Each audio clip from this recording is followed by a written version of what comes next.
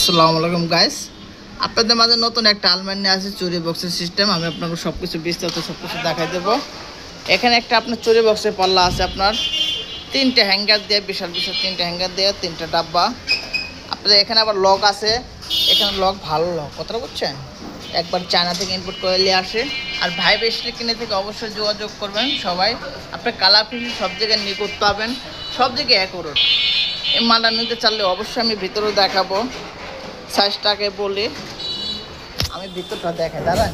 ভিতরটা অনেক বিশাল বড় স্পেস আছে আপনাদের মাঝখানে, বিশাল বড় স্পেসে দেখেন তিনটা তাক দিয়া আপনি হ্যাঙ্গার আছে, সেটি আবার সিন্দুক আছে।